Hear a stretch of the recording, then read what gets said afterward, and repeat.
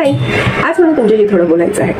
आज no filter, no script, just real conversation, just you and me. आज मी तुमच्याशी बोलणार आहे माझ्या यूट्यूब जर्नीबद्दल, ॲक्च्युली सोशल मीडिया जर्नीबद्दल. कारण इनिशियली मी यूट्यूबवर व्हिडिओ पोस्ट करत होते आणि आता मी इंस्टाग्रामवर पण व्हिडिओ पोस्ट करते.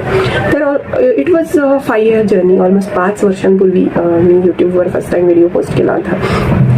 आणि खरं सांगायचं तर ही माझी यूट्यूब जर्नी नाही, ही माझी सेल्फ डिस्कवरी जर्नी असं मी म्हणेन. कारण इनिशियली मी रॅन्डम काहीही शेअर करायचं, माझ्याकडे काहीही असा क्रायटेरिया फिक्स नव्हता. कॉन्टेंट मी काय शेअर करणार, माझं निश काय असेल, काही माझं डिसाइडेड नव्हतं. फक्त त्यावेळेला मी फॅमिली व्लॉग, फेस्टिवल व्लॉग किंवा ट्रॅव्हल व्लॉग अशा टाईपचे व्हिडिओज मी इनिशियली शेअर केलेले आहेत. पण ते सगळं रेकॉर्ड करताना मला जाणवलं की मी ते मोमेंट्स कॅप्चर करत होते, तर ॲक्च्युली मी माझा कॉन्फिडन्स बिल्ड करत होते.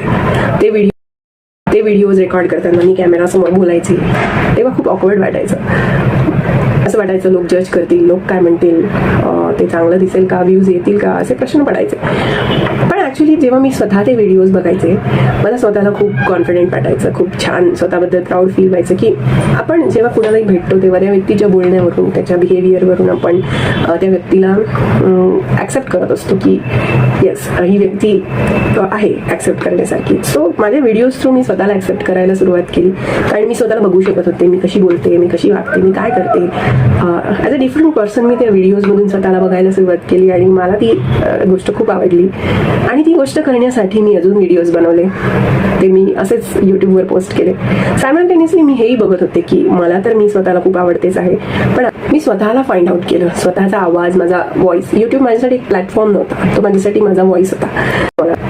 अशी पण फेज आली मध्यंतरी की मी या सगळ्यातून बोर झाले. मी थोडीशी मूडी काइंड ऑफ पर्सन असल्यामुळे काही दिवसांनी मला या सगळ्या ॲक्टिव्हिटीजचा थोडासा कंटाळा आला आणि फार काही व्ह्यूज आणि खूप व्हायरल वगैरे काय माझे व्हिडिओज होत नव्हते. सो दॅट अशी ती एक्साइटमेंट असते ना, जर व्हिडिओ व्हायरल झाला की क्रिएटरला खूप एक्साइटेड फील होतं आणि तो अजून जोमाने काम करतो, तर तेही माझ्या बाबतीत होत नव्हतं. सो एक फेज आली, 2 वर्षाचा काळखंड गेला की मी हे सगळं थांबवलं. कारण की मला मूड होत नव्हता, इच्छा होत नव्हती करायची, कारण मी सगळं माझ्यासाठी करत होते. सो जेव्हा मला ती गोष्ट करायची वाटली नाही, मी ती थांबवली.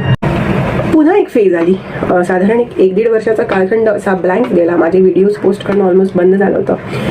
पण त्या नेक्स्ट फेजमध्ये मला माझी चाइल्डहुड पॅशन, माझी रायटिंग मला पुन्हा भेटली, पोएट्री मला पुन्हा भेटली. आणि मला असं वाटू लागलं, मी माझ्या काही जुन्या डायरीज बघत होते तेव्हा मला असं वाटलं, अरे मी जे काही लिहिलेलं आहे हे जर मी माझ्या यूट्यूब थ्रू मी शेअर केलं तर मला बघायचं होतं माझ्या त्या पोएम्स मी कशा रिसाईट करते, मी कशा बोलते, कॅमेरासमोर मी ते कसं प्रेझेंट करू शकते आणि मी ते प्रेझेंट केल्यानंतर मला त्याला रिस्पॉन्स कसा येतो हे मला बघायचं होतं. आणि ते मी केलं. आणि तुम्हाला सांगताना मला खूप आनंद होतो की माझे पोएट्रीचे व्हिडिओज आत्ता सध्या यूट्यूबवर सगळ्यात जास्त जे व्हिडिओज माझे रनिंग आहेत, चालत आहेत, ते माझे पोएम्सचे व्हिडिओज आहेत. आणि मला खूप खूप कॉन्फिडन्स मिळाला त्यातून की जे काही मी करते, जे काही मला आवडतं ते अजूनही कोणाला आवडतं, लोक त्याला ॲप्रिशिएट करत आहेत, लोक त्याच्याबद्दल चांगलं बोलत आहेत, हे माझ्यासाठी कॉन्फिडन्स बूस्टसाठी खूप इम्पॉर्टंट होतं आणि ते मला मिळालं. आणि मी स्वतःला ओळखायला लागले, मी स्वतःला बघू शकते की हे मी किती छान. सगळ्यात आधी ही गोष्ट मला स्वतःला खूप आवडली, त्यानंतर ऑडियन्सला पण ती गोष्ट आवडली. सो दॅट हे माझ्यासाठी खूप छान प्लॅटफॉर्म ठरलं. पोएट्रीचे व्हिडिओज बनवताना मी त्यामध्ये जे काही बोलत होते, जे काही प्रेझेंट करत होते, त्या माझ्या फिलिंग्स, रिअल फिलिंग्स होत्या. अशा काही फिलिंग्स होत्या ज्या मी कुणासमोर शेअर करू शकत नव्हते, कुणाशी त्या बोलू शकत नव्हते, ज्या मी पोएम्स थ्रू जगासमोर मांडत होते. आणि यासाठी खूप करेज लागतं फ्रेंड्स, जे की मला या माध्यमातून मिळालं. आणि हे सगळं प्रेझेंट करताना मी जेव्हा स्वतःला बघते तेव्हा माझा कॉन्फिडन्स, माझं करेज खूप बूस्ट होतं आणि मला खूप प्राऊड फील होतं की मी काहीतरी चांगलं करते आहे. आय होप ऑडियन्सला, तुम्हाला सगळ्यांनाही बघताना आवडत असेल. मला कमेंट्समध्ये नक्की शेअर करा. या पोएम्समधून मी मोटिवेशन देण्याचा प्रयत्न करत असते, पण ॲक्च्युली हे मोटिवेशन मी कोणाला दुसऱ्यांना देत नाही, मी स्वतःला मोटिवेट करत असते, म्हणजे होत असते. पोएट्रीचे हे वर्ड्स आणि हे रिसायटेशन माझ्यासाठी अफर्मेशन ठरत होते. समटाईम्स हे व्हिडिओज रेकॉर्ड करताना माझ्या डोळ्यात पाणी आलेलं आहे, कारण की मी स्वतःशी ऑनेस्टली बोलत असते. जेव्हा मी कॅमेरासमोर बोलत असते मी स्वतःशी ऑनेस्टली बोलत असते. सो या रिअल फिलिंग्स त्यातून बाहेर येतात आणि त्या मी स्वतःशी शेअर करते आणि जगासोबत पण शेअर करते यूट्यूब आणि इंस्टाग्रामच्या माध्यमात. जेव्हा मी पोएट्रीसोबत परत आले तेव्हा मी थोडी डिफरंट होते, थोडी मॅच्युअर, थोडी सायलेंट आणि अजून स्ट्रॉंग.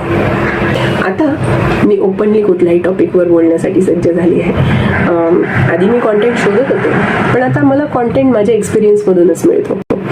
आधी मला ऑडियन्स हवे होते, आता मला कनेक्शन हवं आहे. कधी कधी व्ह्यूज कमी असतात, कधी कधी एंगेजमेंट कमी असते, पण माझ्या रिअल फिलिंग कनेक्शन एकदम रिअल असतो. ऑनेस्टली मला एक गोष्ट सांगायची आहे, या सगळ्या जर्नीमध्ये ना मी कॅमेरासमोर जी असते ना तीच मी रिअल लाईफमध्ये आहे. ही गोष्ट मला जास्त कनेक्ट होते, स्वतःशी जोडण्याचा प्रयत्न करते. म्हणूनच या माध्यमातून मी स्वतःला नव्याने शोधू शकले आणि ओळखू शकले असं मला वाटतं. इफ यू आर वॉचिंग दिस आणि तुम्ही पण जर विचार करताय की मी असं काहीतरी सुरू करू का, तर आन्सर एकदम सिम्पल आहे. Let's start. परफेक्ट नसाल तरीही चालेल, फक्त रिअल असणं गरजेचं आहे. ही जर्नी अजूनही संपलेली नाही आहे. It's evolving just like me. Maybe यूट्यूबने मला ऑडियन्स दिला असेल, but actually it gave me something special. It gave me myself back. So thank you for watching and thank you for being part of this journey. I hope आजचा video तुमच्यासाठी motivational ठरला असेल. हा video जेव्हा मी बघेल, हा माझ्यासाठी खूप मोटिवेशनल असणारच आहे. भेटूया पुढच्या व्हिडिओमध्ये. Friends, don't forget to follow me on Instagram and subscribe on YouTube.